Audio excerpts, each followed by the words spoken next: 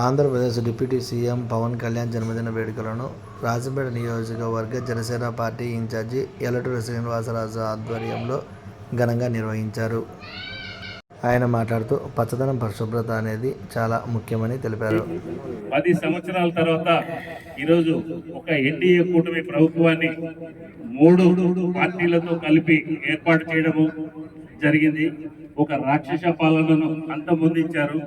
So ఇప్పుడు దైవ అంటే దేవతలు కదా ఇప్పుడు మన రాజ్యాన్ని స్థాపించినట్టుగా పరిపాలిస్తున్నట్టుగా ఉంది. కాబట్టి దీనికి అన్నిటికీ ఈ ఎన్డీఏ కూటమికి ఆద్యుడైనటువంటి మా నాయకుడు పవన్ కళ్యాణ్ గారు స్ఫూర్తితో ఈరోజు ఆయన జన్మదినం పురస్కరించుకొని కొన్ని కార్యక్రమాలు ఇక్కడ చేయబోతున్నాము.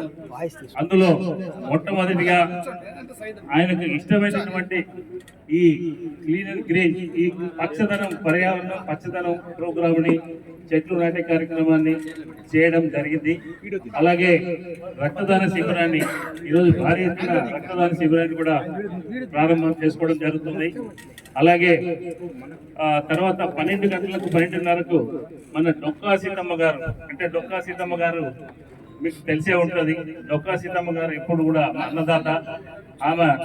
ఆమె వంట ఎంతమందికి వచ్చినా కూడా లేదనుకుంటా పెడతా ఉన్నారు.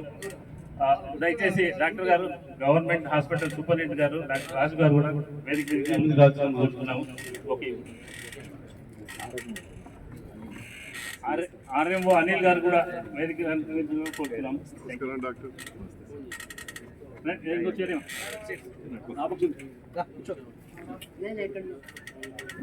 ఈ డొక్కా సీతమ్మ అన్నదాన కార్యక్రమాన్ని కూడా ఈరోజు ప్రారంభించడం జరుగుతోంది.